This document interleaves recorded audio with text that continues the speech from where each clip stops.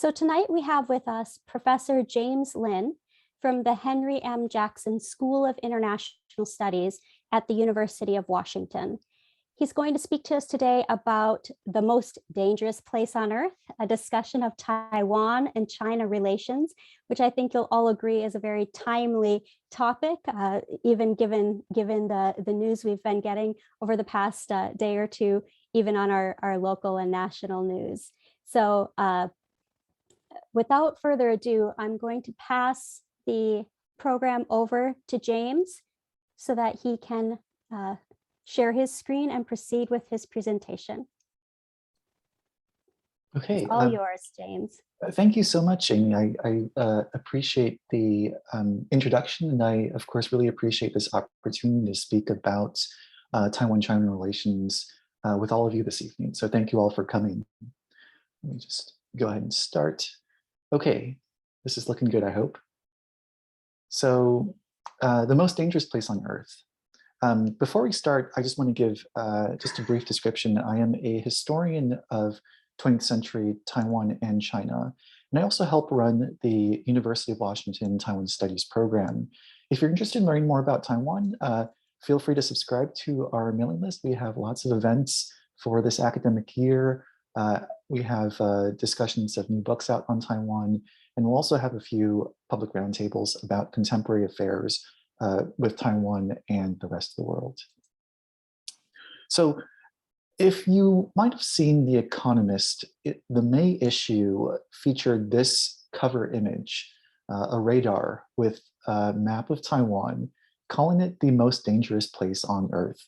So why? Why is Taiwan the most dangerous place on Earth? And that's kind of the question I'd like to answer today. I'm going to split my talk into about 4 different sections. First, I'll talk briefly about what is Taiwan and its history. How did we get to where we are today? I'll talk about the relationship between Taiwan and China. I'll provide a case example of how economic ties helps define that relationship. And then I'll end by looking at the Taiwan-US relationship and what that might mean for Taiwan's future. For those of you who may not be familiar, Taiwan is an island off the coast of China. It is in this orange box here, located off the eastern coast and in the Pacific Ocean. In terms of its society, it has a population of about 23.5 million people, 36,000 square kilometers, which is roughly about 1/5 the size of the state of Washington. And it has a fairly well-to-do population, about $48,000 GDP per capita. Now, Taiwan is a thriving democracy. The Freedom House NGO has this annual report about rating democracies across the world. And Taiwan does very well by these ratings. Currently, the 2021 rating is a 94 out of 100. It has what we might consider to be very resilient institutions that protect its democracy, including freedom of press, rule of law, and completely free elections at all levels of government. How did we get to where Taiwan is today? And I think this requires a little bit of history. I'll start first with the demographics and Taiwanese society and this idea of a Taiwanese identity. So this is a kind of an ethnic breakdown of what Taiwan looks like today. This first row here shows us that 98% of Taiwanese might be considered Han Chinese. And of course, this is a contested term, but it refers to the fact that the majority of Taiwanese have ancestry in the mainland. And I'll talk a bit more about this. First, I want to talk about this right-hand section, the 2% of the population that are indigenous Taiwanese. The island of Taiwan had been occupied for millennia by indigenous peoples. These are peoples who are believed to have either originated from or migrated to Taiwan many millennia ago.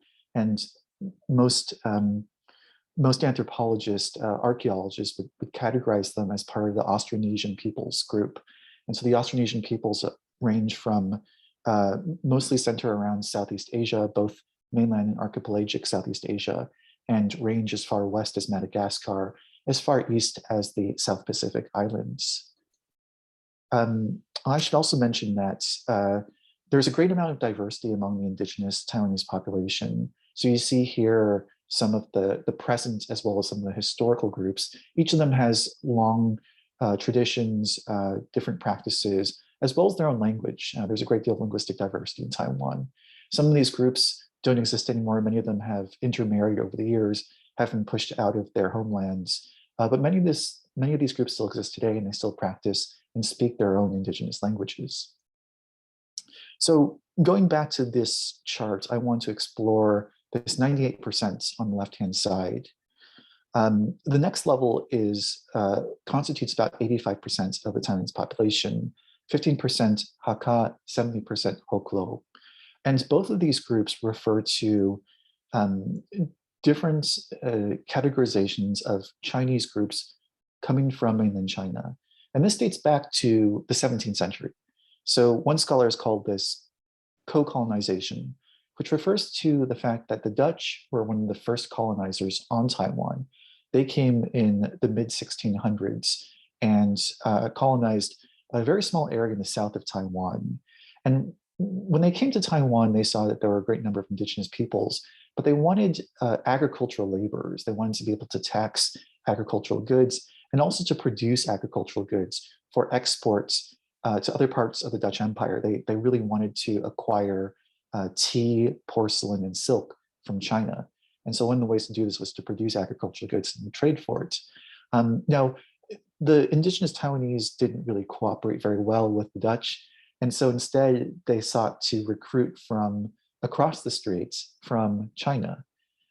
During this period, in some parts of southern China, in what's known today as Fujian and Guangdong provinces, there's a great deal of overpopulation, a large number of mouths to feed, but not a lot of land to grow agricultural crops. And so the Dutch offered them land in Taiwan if they would migrate across the strait and were willing to till the land in exchange for protections and also exchange for favorable taxation. Of course, much of this land was seized from the indigenous Taiwanese very unfairly, but that's something that we see quite often across world history. So the Dutch were one of the first, but Taiwan had actually been successively colonized by a number of different regimes. The Dutch began in 1623. The Spanish were there very briefly in northern Taiwan for just less than a couple decades. Zhen Cengong is the first kind of Chinese colonizer. So Zhen Cengong was the leader of a very large maritime enterprise, almost a quasi-state, interested in maritime trade. But he also became kind of politically active. And so he kicked out the Dutch from Taiwan and took Taiwan over as the base for his very large maritime enterprise. The Qing dynasty, which had just come to power, just taken over from the Ming dynasty, saw Zhen Cengong as a rival regime, a regime that could challenge its power potentially. And so the Qing dynasty came in 1683 and eliminated Zhen's successors and took over the governance of Taiwan, which it ruled for about 200 years.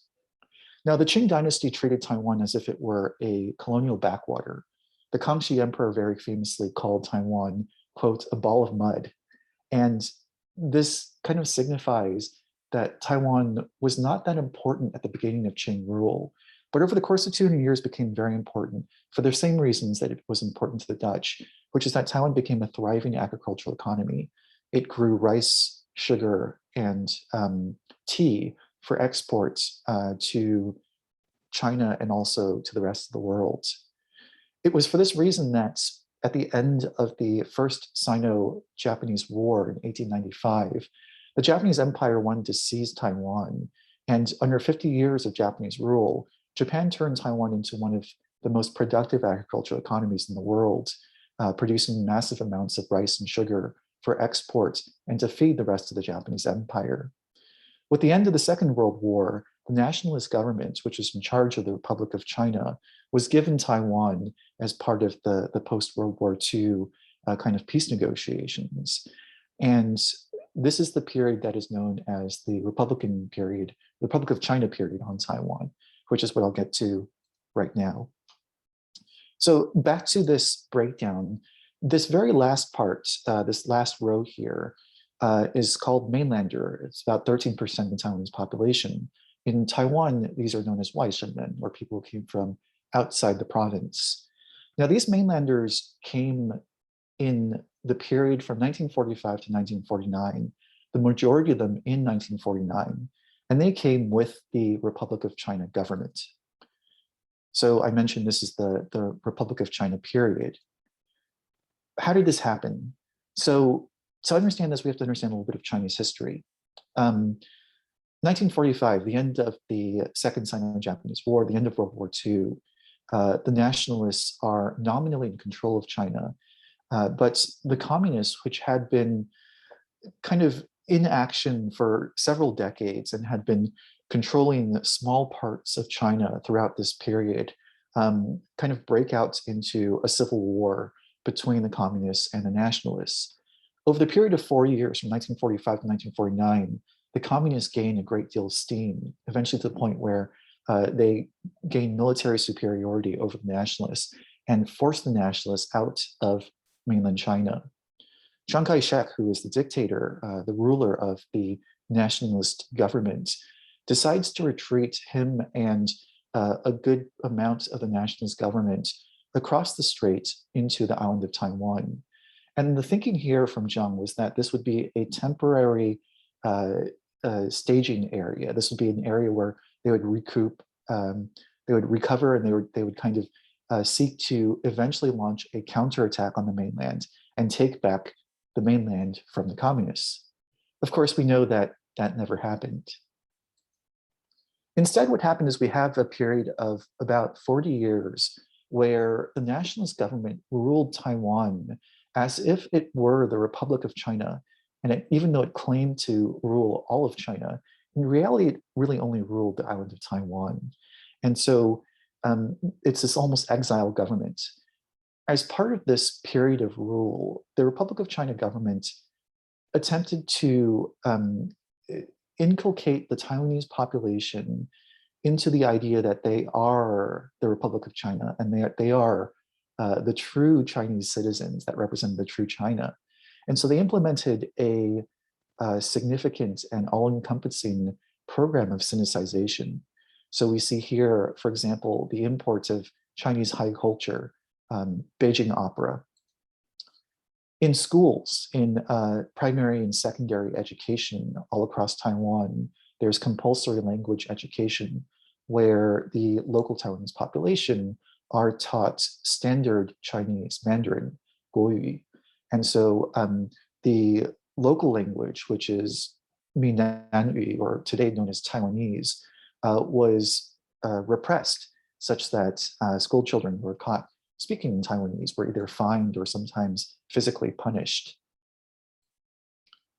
At the same time, within curriculum, there is this cultural idea that the Taiwanese people are Chinese and only Chinese. And this is taught in the history books as well, where there's this narrative of the 5,000 years of Chinese history dating back to the Yellow River civilization.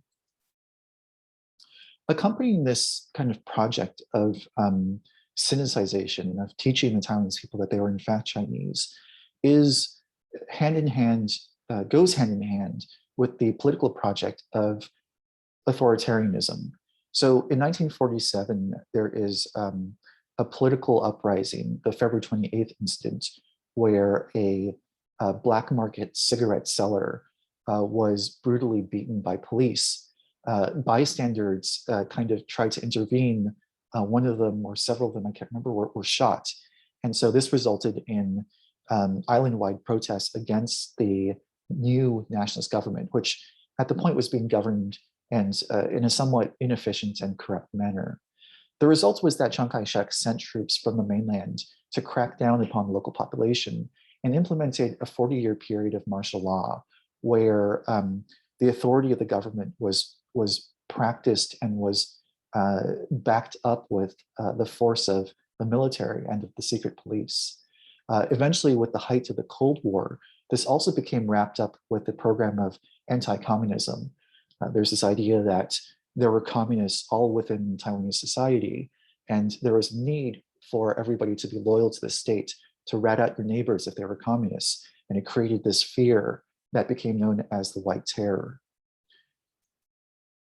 Now, this lasted for 40 years until the late 1980s. Beginning in the 1970s, there were increasing democracy movements, and these democracy movements put a great deal of pressure upon the KMT government. And in the 80s, they began to democratize, first by loosening up elections, then allowing for freedom of press. And over a 10-year process, by 1996, was the first fully free presidential elections that leads to the kind of full democracy that we see Taiwan being today. Along with the period of democratization, we also see what I would argue to be a period of decolonization, this grappling with what occurred under the 40 years of KMT colonial rule. And so part of this is transitional justice. The Taiwanese society, Taiwanese people are thinking about the kind of horrors that were enacted, the political repression, the very real violence enacted by the state, and grappling with the after effects of that. So here, for example, you see a picture of a widow whose husband was secretly detained by the secret police, secretly tried, and secretly executed during the White Terror period. Now, this leads us to where we are today, where from the early period of democratization until today, we have a process of decolonization that has led to a resurgence in this idea of a Taiwanese identity. So what we're looking at here, this is a famous survey that's done by the Election Studies Center, which is the center in National Tsinghua University. This is one of the top universities in Taiwan. And if you look at this graph, it begins in 1992, and to the right-hand side, it ends in 2021. And I want to point to this line, this green line here. What these lines indicate are answers to a very simple question. Do you identify as Chinese, Taiwanese, or both? In 1992, you'll notice that this green line, people who identify only as Taiwanese are a small part of this population, only about 18%. People who identify as Taiwanese in 2021 are a majority. This is about 2/3 of the population today. Meanwhile, if you look at people who identify as Chinese and only as Chinese, this used to be a quarter of the population in 1992. Today, it is a negligible number. It is less than 3%. So this tells us that the idea of being Chinese is really something that has become just a tiny part of Taiwanese society. And most Taiwanese today see themselves as Taiwanese and only as Taiwanese. This has consequences in terms of how Taiwan both operates within its domestic politics and also its international politics. In 2014, there was a well-known youth-led democracy movement called the Sunflower Movement. And this movement came about because of what was perceived to be attacks upon Taiwan's democratic institutions. There was a piece of legislation that was moved through the Legislative Yuan without a requisite period of kind of public review. And so they called this a black box process where there wasn't a great deal of transparency with regards to how this law was being passed. This law was actually a law that was implemented by the previous presidential administration that desired to bring closer ties with China. And so it resulted in a great deal of public movements and protests against this what was perceived to be an undemocratic process. So based upon this, a very preeminent scholar of Taiwan, Shirley Lin, has argued in her excellent book that over time, Taiwanese have come to regard Taiwan as the community whose interests should be promoted, and more have come to view China as the quote-unquote other that challenges those interests.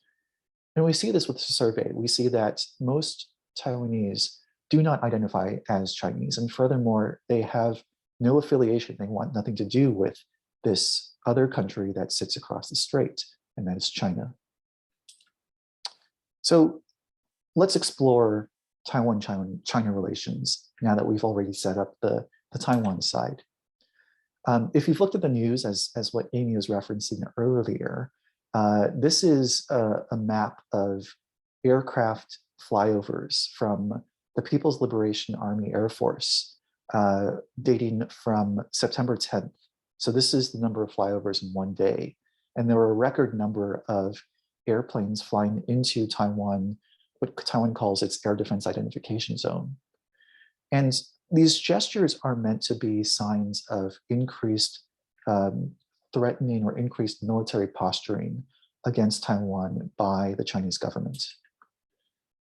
The National Day celebration, which is the big I guess, National Day holiday in China, just passed. This was October 1st.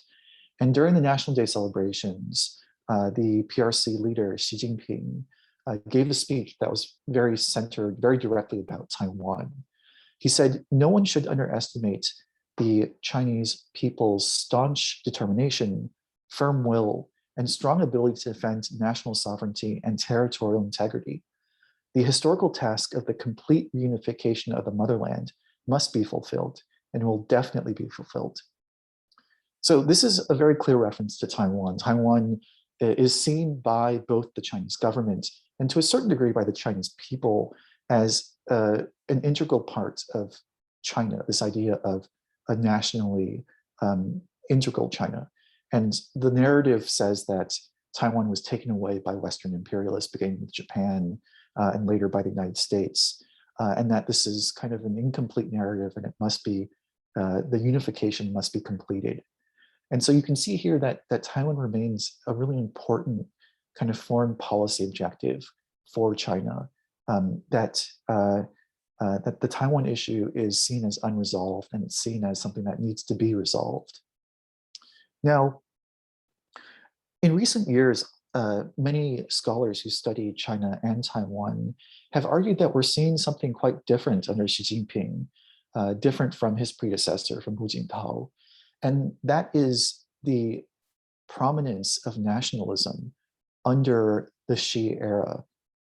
Carrie Brown and Callie Hui have argued that nationalism within the PRC under Xi is a new source of legitimacy. And I think this is right. I think that nationalism is playing such an important part in how Xi Jinping seeks to legitimize the rule of the CCP. And the result of that is we see that the Chinese society at large is being increasingly nationalist and cares more about Taiwan's position in the world and also issues such as Taiwan. Xi Jinping has been especially aggressive ever since the election of the incumbent Taiwanese president, Tsai Ing-wen. Now, Tsai Ing-wen is a member of the Democratic Progressive Party, and historically the DPP has been involved with Taiwan's democratization. It was seen as the party that was the opposition party to the nationalist government, and today is the main opposition party to the Nationalist Party, which today operates very much as if it were a party within a multi-party system, a multi-party democracy. The DPP has a reputation of being more pro-Taiwan and being a little bit more nationalist in the sense that they're more willing to oppose Beijing's perspectives. And Xi Jinping sees a DPP administration as one that's less willing to work with Beijing. Now, this is somewhat true, but I should also caution that the PRC likes to paint the DPP as a pro-independence party. But Tsai Ing-wen has actually indicated, both in public rhetoric and in policy actions, that she's actually very pro-status quo. She seeks to maintain the status quo, and she doesn't seek a radical kind of pro-independence platform. Taiwan has an interesting international position. It is not recognized by most states as a state. There are only about 17 nations or so that diplomatically recognize Taiwan, and they recognize it not as Taiwan, but rather as the Republic of China. And Taiwan is not a member of a number of international organizations, such as the United Nations, the World Health Organization, etc. The Xi Jinping administration has been very willing to utilize different forms of different carrots and different sticks in order to put diplomatic pressure on Taiwan, including picking off some of these allies, convincing them to switch recognition away from the Republic of China and instead to the People's Republic of China. Now, the result of this is that we're seeing a lot of news. This is one of perhaps a dozen articles discussing what would happen if the PRC were to use military action to invade Taiwan. And there are a lot of military experts who have weighed in on the matter, and you can see how some of these military experts have indeed done very careful analysis of things like amphibious capabilities. Um, I don't want to spend too much time on that. We can talk more about that in Q&A. But what I want to emphasize here is that the PRC is indeed building up military capability. And it's also demonstrating that it seeks to move toward a more aggressive kind of nationalist policy platform. We see this in Hong Kong as well. So the Hong Kong protests, especially as of late, that have really kind of encompassed all of Hong Kong society, have resulted in a number of changes. In 1997, when Hong Kong was handed over to China, it was given 50 years under the agreement, the retrocession agreement of the so-called one country, two systems policy, where Hong Kong would have its own democratic rule of law system that would be untouched by Beijing for 50 years. Now, we want to say the extradition protests, 2019, is much sooner than 50 years. And so the result of that was the national security law that very clearly seeks to dismantle the one country, two systems policy. And so we see that Xi Jinping has been very willing to kind of aggressively move up that timeline when the 50-year timeline that was promised was broken well before those 50 years. Okay, so I'd like to go into this next section. I think that we've kind of talked about the political ramifications. We've talked about the history of Taiwan. I want to go into one case study that I think also what this is meant to demonstrate is the complexity of the situation, because it's not just about one country pressuring another country. There's also the case where these countries have different kinds of ties that are not political. So the question is, how does economics play into this? Can economic ties temper the kind of flare-up of tensions in the region? Taiwan is, in addition to being a thriving democracy, is also a thriving economy. Its GDP per capita came up from under $1,000 in 1950 to over 22,000 US dollars per capita. Well, this is now a little bit dated. It's higher than that. In terms of its economic power, Taiwan is not listed as a country in this IMF list, but if it were a country, it would be the 21st largest country in terms of GDP, behind Turkey. There we go. In terms of trade, the United States is a fairly large trading partner of Taiwan. The United States exports things like machinery and aircraft to Taiwan. And then the United States also imports a great deal of machinery and other sorts of consumer products. What I want to focus on is something that you've probably seen in the news, and this is the Taiwan semiconductor industry, which is predominated by this one firm called TSMC, Taiwan Semiconductor Manufacturing. TSMC is a little bit unique in the semiconductor industry. So we see here, this is from Bloomberg. This breaks down the semiconductor industry by size, as well as by geography, as well as by type of manufacturer. So on the right-hand side, we see TSMC. It is a pretty large circle. So a large circle indicates that it has a large amount of revenue. It is located within Asia, so it's within this circle of Asia. But you'll notice that it's the only circle that is all in pink, aside from SMIC. So what does pink mean? It means that it's a foundry. What is a foundry? So a foundry is a very specialized kind of firm. Typically in the manufacturing process, when you manufacture a semiconductor, you have a firm that first designs the semiconductor. So that's a firm like AMD or Qualcomm. Then these firms will send over the designs to what's called a foundry. And a foundry only concentrates on manufacturing. It doesn't do any of the design. It takes contracts from other design firms, and then what it does is it's able to produce these chips in massive amounts of quantities with really good yields and also at a really good price, and also can turn around pretty quickly. So it does a lot of things right in terms of the manufacturing process. And what that means is that these design firms don't have to worry about manufacturing then. So if we go back to this breakdown, you'll notice that many of the US firms, big firms that are well known, such as AMD, Broadcom, NVIDIA, Qualcomm, Texas Instruments, most of them are blue. And that means that they are fabless. These are just design firms. They do not have their own fabrication facilities, so they're called fabless firms.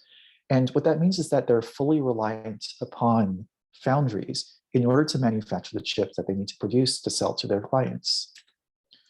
So we see a number of these well-known firms of the United States. These are all clients of TSMC. They all contract TSMC to produce semiconductors. If we look at the foundry market, so just looking at firms that take on contracts from design from design firms like AMD, like Qualcomm, we see that TSMC actually predominates this market. It has over a 50% market share. And most of these other foundries on the market actually have tiny little pieces of this pie. And what this means is that TSMC really has not only a large amount of expertise, but it also is able to innovate quite well. It has the lower nanometer die processes. It's able to achieve certain amounts of economies of scale that these fabless firms are looking for. And so the result is that the United States sees Taiwan as a significant dependency for the health of its own, not just the semiconductor industry, but for the health of the entire US economy. This is a quote from an article from the Financial Times last year, where they interviewed an expert on the semiconductor industry. And so this expert, Mr. Hutchinson, has this really interesting quote. He says, "Taiwan's so-called Silicon Shield makes it the 51st US state. The United States needs to protect Taiwan. It can't afford to lose it to China." And so we see here that there's this idea that Taiwan has a silicon shield because of its critical dependency, because of the critical dependency of the United States upon the US semiconductor manufacturing capabilities. There's a significant stake among US policymakers that Taiwan remains an independent economy and doesn't fall into Chinese hands. So TSMC is also caught up in kind of US-China politics. We see that, for example, when the Trump administration had implemented trade bans on Huawei, which is one of these very large manufacturers in China that produces phones and other sorts of IT equipment, TSMC was also banned from selling chips to Huawei.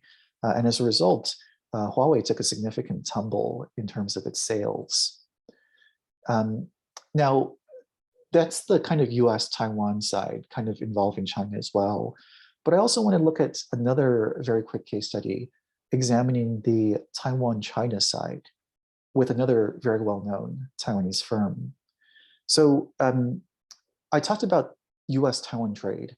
Actually, if you look at Taiwan's trade numbers, by far its largest trade partner is not the United States, it is China, constituting about 25% of its total trade. And the United States only constitutes about 12%. One of these large Taiwanese firms that depends heavily upon China is this company, Honghai, better known in the US as Foxconn. And Foxconn, of course, is the assembly manufacturer for Apple's iPhones. This is a little bit outdated. This is the iPhone 10. But the processes and the OEMs are still largely the same. Down here at the bottom, you see that the assembly of the iPhone is done solely by Foxconn. Foxconn is also responsible for some other things like the case and assembly. Now, this is a map that looks at Foxconn's manufacturing facilities. Blue is Foxconn. And you'll notice that the majority of Foxconn's facilities, where are they? Well, they're located in China. And there are many reasons for this. Chinese labor is both pretty specialized, but also fairly cheap by global standards. And so for decades, Foxconn had been taking advantage of cheap Chinese labor, and it built many of their factories, especially in inland China in places like Zhengzhou. So what this means is that there's kind of a critical dependency. Oh, I shouldn't go there. Critical dependency of Taiwan on China from firms like Foxconn that constitute an important part of Taiwan's economy. And in fact, there are concerns during the last presidential elections when the Foxconn CEO, Terry Guo, was considering running for president. And there's a great deal of discussion within Taiwanese society about whether or not the CEO of a firm that so heavily depends upon China would actually serve as a neutral and independent president, that he wouldn't be influenced by his business relationship with the PRC. As a result of some of these changes, as a result of both economic changes as well as political pressure, we see that Foxconn is actually reacting to this. They're moving a lot of their factories, their assembly factories, from China to Southeast Asia, to Vietnam, as well as to India. But you see here that, very interestingly, partially because of this trade war, partially because of the pandemic, Taiwan as well as Vietnam have actually gained greatly from the, in terms of their share of trade with the United States. Okay, so in the last 5 minutes or so, I'd like to cover this final section, which is bringing this all back to hear how does this affect us in the United States? And here I want to talk a little about Taiwan-US relations. So from a geostrategic perspective, Taiwan has been seen by some policy experts as part of this so-called first island chain. And you can see this in this map. So the first island chain is kind of a physical barrier. It's this group of land, connected land masses through islands that are nominally kind of allied with the United States. So from up top, Hokkaido, down to the Japanese mainland, through to the Okinawa Islands, and right in the center of this chain that continues down to the Philippines and then to the South China Sea, right in the center is Taiwan. It constitutes a main foothold within this first island chain. And so you can see the kind of geospatial positioning is quite important for the United States. This is the reason why the United States has had such a close relationship with Taiwan, dating back to the period when it was the Republic of China. If we look at a timeline of US-Taiwan relations, 1945, Taiwan is handed over very much at the behest of the Allies and of the United States to the Republic of China. In 1955, so the 1950s, what we have is the Korean War. And the Korean War is really the moment that US policymakers really see that communism in Asia could potentially pose a global threat, that this is when the narrative of the domino effect comes into play, that once one country falls, then the next one will fall. And the fear then was that once Korea falls, then Vietnam falls, et cetera, et cetera. And so 1955 is when the United States really begins to firmly step in and to give a very firm kind of presence and support to the Republic of China regime. It signs the Sino-American Mutual Defense Treaty. In 1971, Taiwan is kicked out of the United Nations, but even in the aftermath of that, as Nixon and Kissinger negotiate with Mao and Zhou Enlai, even in the aftermath of that, the United States commitment to Taiwan has been fairly ironclad.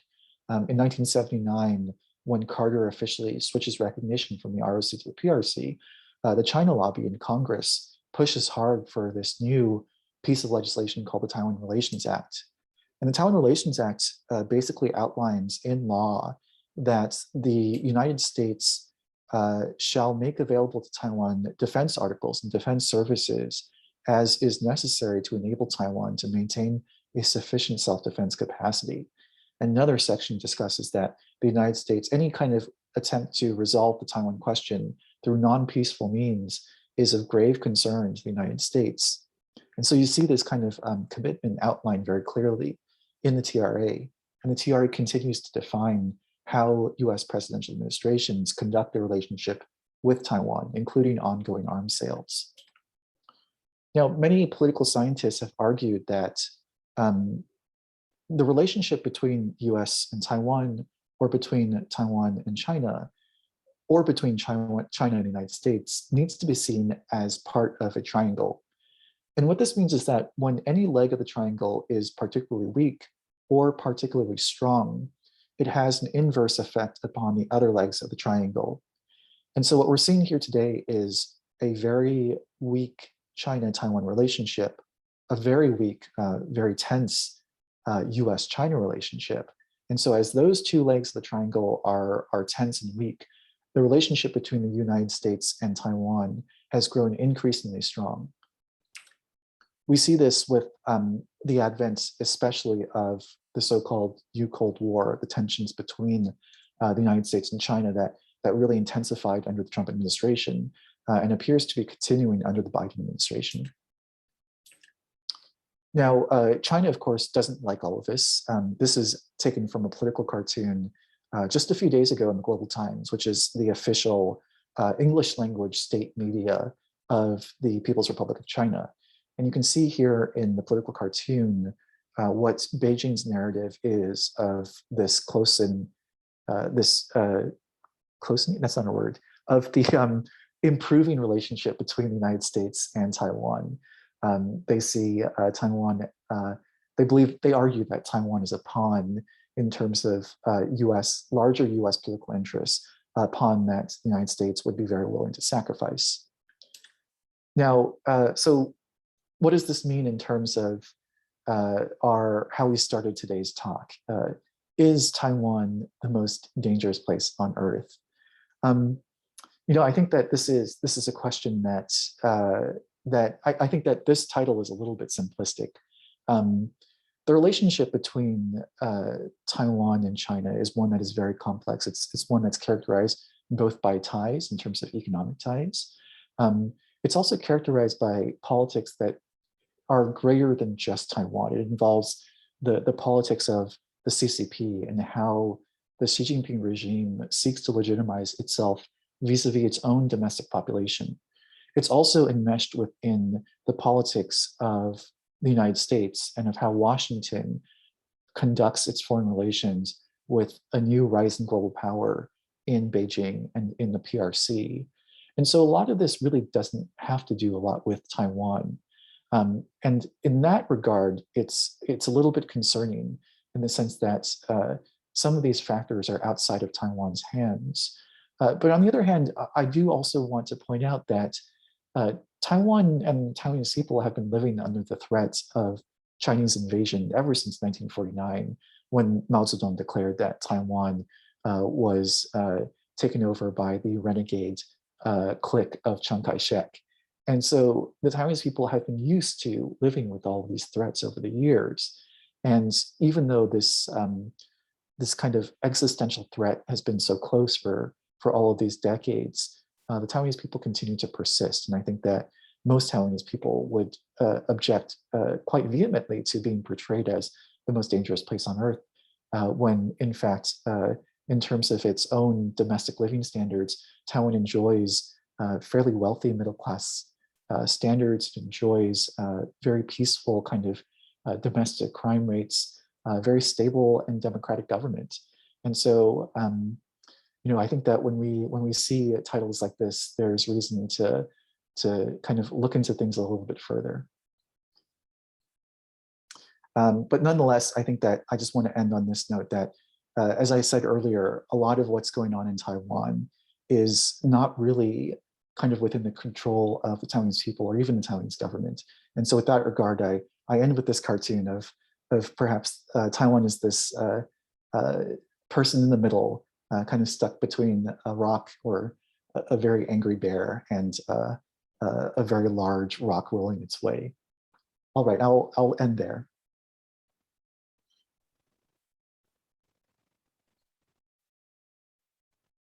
Thank you, James, so much for this wonderful overview of, from a historical perspective to modern day, right up to the minute relations with Taiwan.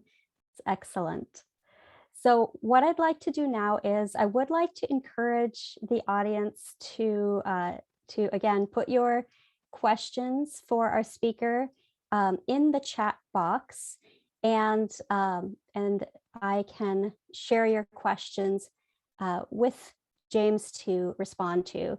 So just to start off, we have just a few comments, not really questions, but to I think add to some of what you said. There's a comment about comparing GDP per capita Taiwan at $48,000, China at 11,000, US at 63,000, and India at under 2,000, so 1,900 US dollars. So I think you were mentioning that, James, that the chart you had was just brought us to 2015, and I don't know what you think of these numbers. Yeah, they sound about right to me. I'm sure they're correct. And also a comment that the Polynesian migration began in Taiwan, spreading to Samoa, Tonga, Fiji, New Zealand, Cook Islands, French Polynesia, Marquesas, and Hawaii. So. Yeah, that is, I guess that's actually contested by some archaeologists and physical anthropologists.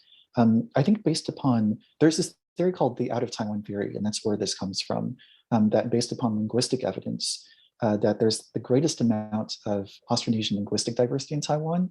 And so the idea is that Austronesian migration actually originated in Taiwan. There's some confusion, I shouldn't say confusion, there's some debate about this because other physical anthropologists who go based upon either DNA evidence or on archaeological evidence have argued that there's evidence that Austronesian peoples predated the Taiwanese people, the Taiwanese Austronesian peoples, Taiwanese indigenous peoples from elsewhere. So mostly, I believe, in mainland Southeast Asia, as well as in the archipelago, the Indonesian archipelago. So some argue that there's some room for debate. But yeah, I'll just put that out there. Great, thank you.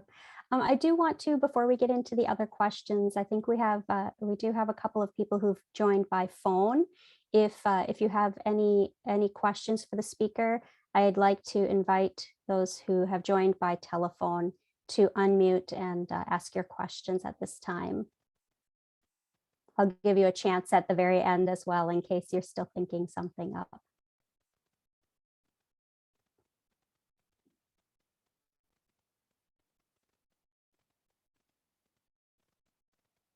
Okay, we'll come back to that.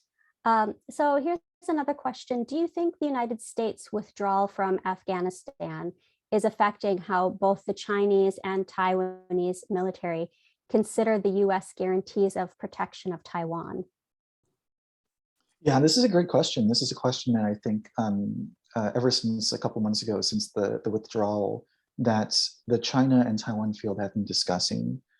Certainly in Taiwan, I'm aware that in the public media, you know, if you could perhaps put yourself in the shoes of the average Taiwanese citizen, the United States has been the longest and the firmest ally of Taiwan. And in fact, most of the rest of the world have kind of abandoned Taiwan. They don't diplomatically recognize Taiwan. And in the relationships that they conduct, it's clear that they prefer to have the economic relationship with Beijing as opposed to any kind of relationship with Taiwan. And so there's a great deal of a kind of existential anxiety. And so the connection that the Taiwanese public have with the United States is one that is very much based upon a long period of strength and also based upon this anxiety. And so when they saw that the United States had withdrawn from Afghanistan, which is a place that the United States has made some sort of commitments to, there was a great deal of anxiety in the public sphere in Taiwan about, will the United States abandon Taiwan? So, the anxiety is definitely there. That said, I think the question very specifically about how the military consider US guarantees, I think that question is actually quite different because the situation in the Taiwan Strait is very much predicated upon the very specific political circumstances of the Taiwan Strait. And I think that the Afghanistan situation is very different. That the calculations that the United States made with regards to whether to stay in Afghanistan is very different from the calculations that it makes with regards to how committed it is to the Taiwan Strait. And I think that the answer is that the United States is much more committed to peace in East Asia. For some of the reasons I've mentioned, one is the Silicon Shield, the importance of the Taiwanese economy to the US economy. Another is that, to a certain degree, Afghan support for the Taliban is to some degree rooted in popular support. It's not an outside threat that is completely unwanted by the native population. That is the case in Taiwan. There is no popular support. Maybe 1% popular support for this idea of unification, but 99% of Taiwanese people do not want to have any part to do with the Chinese government. And so it's a much more threatening, it's a much more foreign kind of invasion scenario.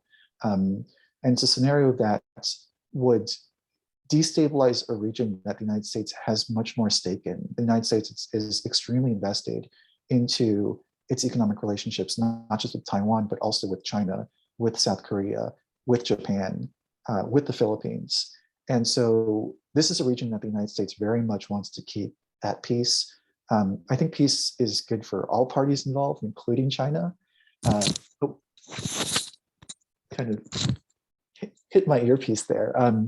The United States really wants to maintain peace. I think peace is good for everybody, but the United States has a lot more at stake in Taiwan Strait. So I think that these situations are not fully comparable and not necessarily indicative of any kind of change in the US position. I should also add just one more thing.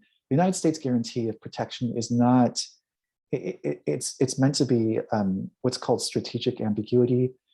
It's meant to be a means of protection that is not fully guaranteed, meaning that it doesn't outline this protection in terms of a crystal clear kind of red line. And this is something that is done purposefully. It's called strategic ambiguity because it's meant to be strategic. It's meant to be a dual deterrent, meaning that the lack of a clear guarantee means that it discourages Beijing from taking radical, non-peaceful action. It also discourages Taipei from taking action that might provoke Beijing into military action. So that kind of clarifies what that guarantee is. Thank you. Are Taiwan's indigenous people taking part in the high standard of living of the general Taiwanese population? Yeah, this is also a very good question. Just like lots of kind of settler colonial societies, Taiwanese indigenous peoples face different kinds of discrimination, both interpersonal, but also structural. And part of the structural discrimination involves kind of political economic structures. So traditionally, the indigenous communities have been poorer. They've had less access to education. They've had less access to kind of upwardly mobile opportunities that have been afforded to the Han Chinese majority that lives in Taiwan. Now, of course, the government historically has also tried to do things for the indigenous population. Even under nationalist rule, the KMT had made community development efforts that spent a lot of money in the indigenous regions. And today, the Taiwan government, which is pretty progressive, I mean, actually both sides of the KMT and the DPP are both fairly socially progressive in some ways. that they both seek to try to address equity for indigenous peoples. I think there could be a lot more to be done. There are some real issues in terms of land justice that, especially you can imagine in very kind of capitalist democratic environment, that land development has some of the same issues that we have here in the United States, where large land developers can find ways to force indigenous people off their lands for the purpose of development. So that land development continues to be an issue. There are certain clashes of cultural practices. For example, environmental protection is meant to protect native wildlife. Indigenous peoples have had a long, especially in the mountainous areas, have had a long history of hunting. And so many of these protected animals are protected by the Constitution, but have been hunted for millennia by indigenous peoples. And so there was a recent high-profile arrest of an indigenous hunter who was caught hunting. And so there's a lot of discussion whether or not they should change these laws to give an exception to indigenous peoples. So these discussions are ongoing. I personally think that a lot more could be done, and I hope a lot more is done. So I hope that continues to change, and I hope that continues to improve. Thank you. The next question is, are there any indications of how the mainland Chinese population might respond to military intervention in Taiwan? Could it generate a destabilization risk for the Xi regime? Yeah, this is a good question. I suppose it involves a lot of hypotheticals. In recent years with Xi Jinping pushing a nationalist agenda, I would say that this new nationalist agenda is actually very successful.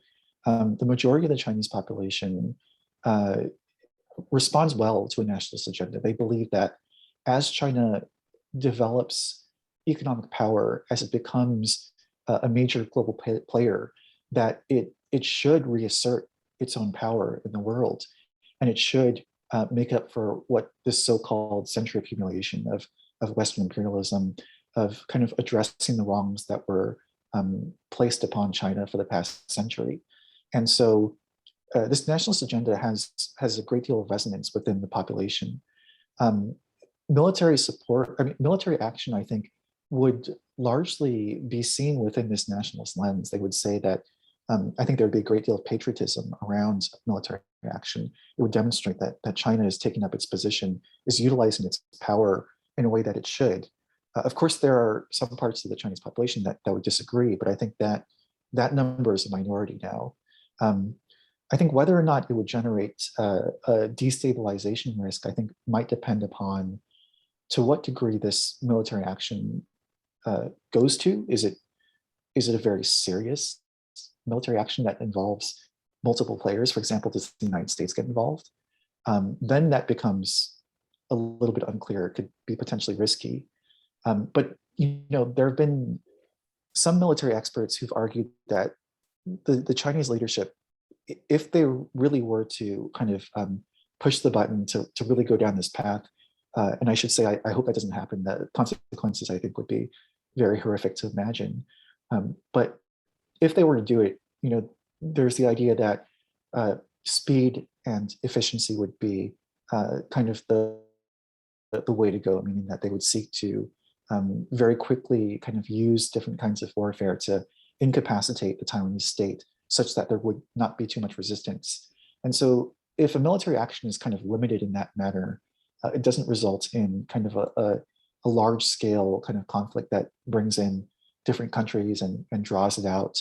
That could potentially be a very quick reward for Xi Jinping. It could result in a quick victory, or at least a victory that Beijing could claim, and could potentially even reward the Xi Jinping regime. So I think it really depends upon how that military conflict plays out.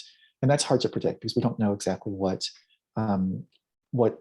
military action would look like. We don't know how Taiwan would defend itself. We don't really know how the United States would intervene.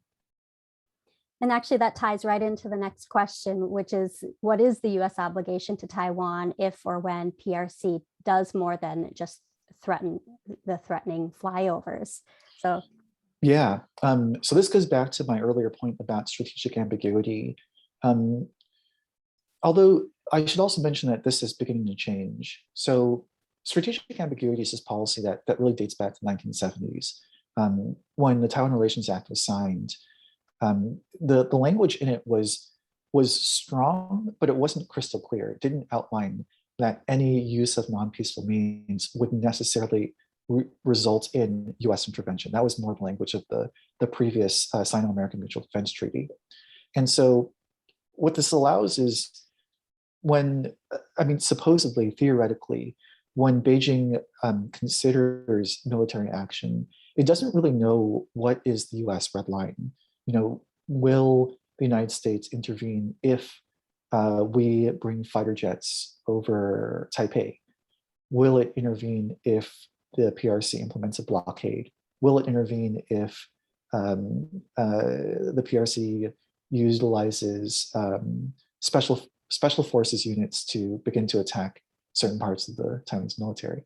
So this is kind of unknown, and the unknown is designed to be a deterrent, such that Beijing doesn't really know exactly what the United States will do, and so it theoretically is more reluctant to pursue lines of action that might entail a US response. Now, I should mention that was the case probably up until maybe 2016, until the Trump administration. With the Trump administration, we see that there have been a number of changes in the past few years to the status quo.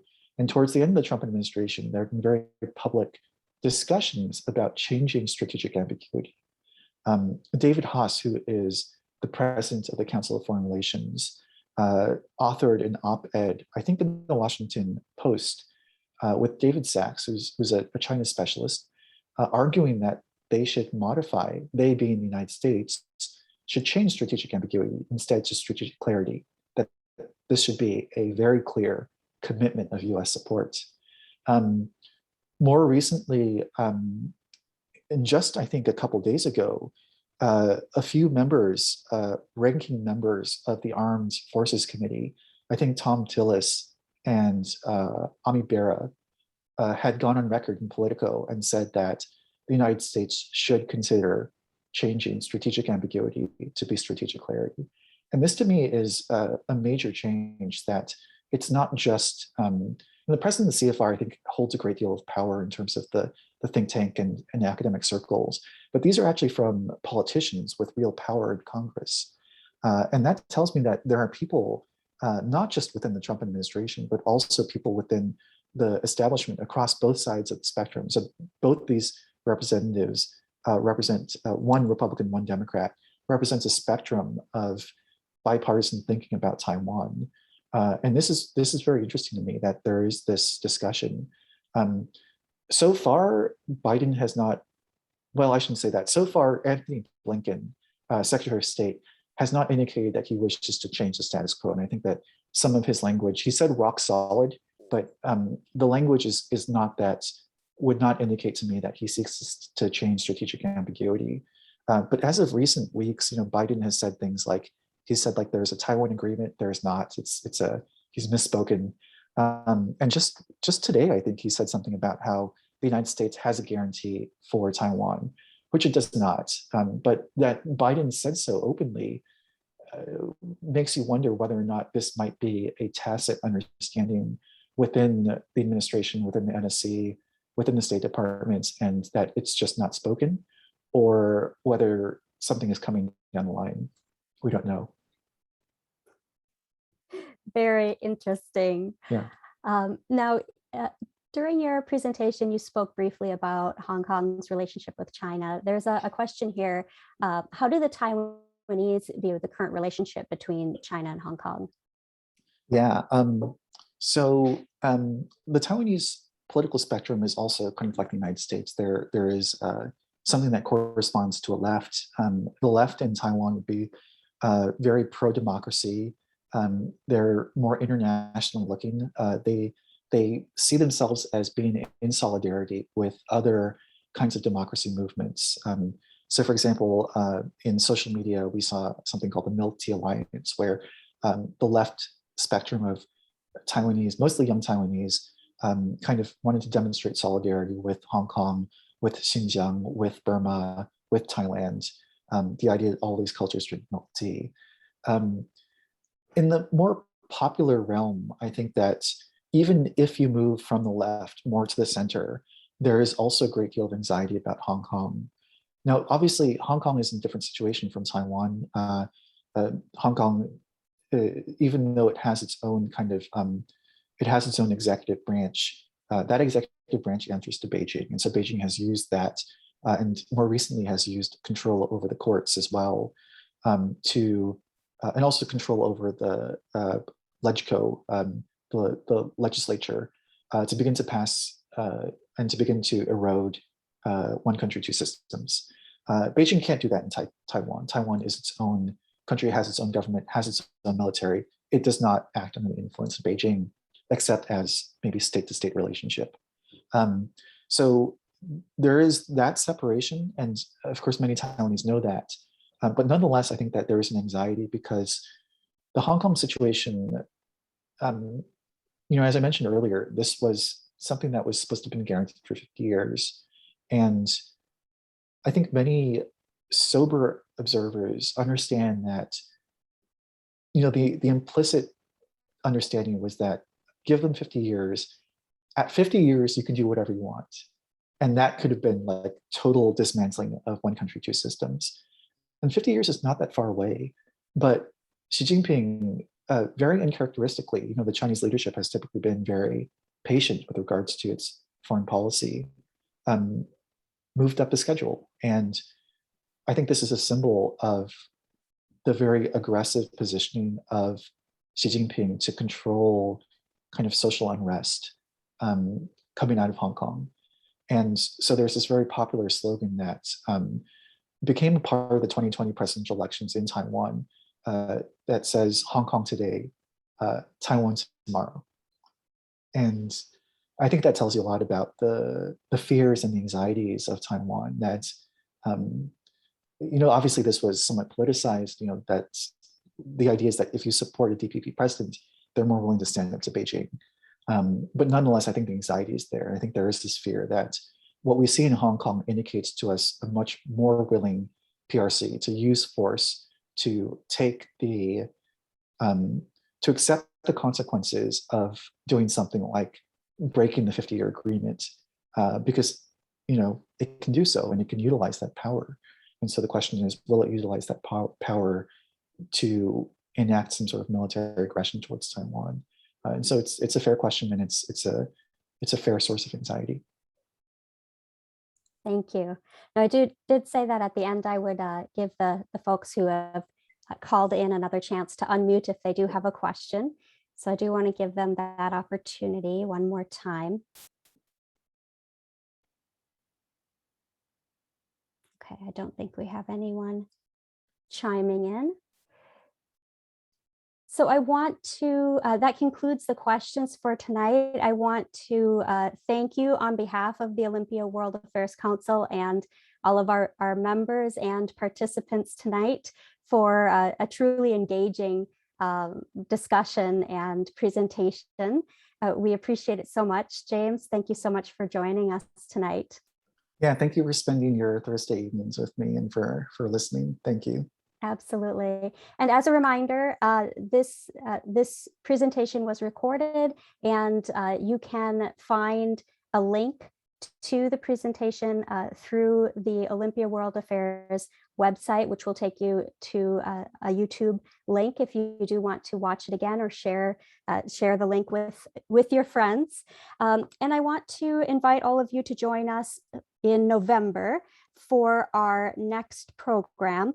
It will be, as usual, the third Thursday of the month, so November 18th, 7:30 p.m., and we'll use the same Zoom link. And we will be hearing from Martha Groom from the University of Washington, Bothell on energy conservation and biodiversity. So please join us next month on November 18th for that presentation. And thank you again, James, for presenting to us tonight, and for everyone for joining us. Have a great night. Good night.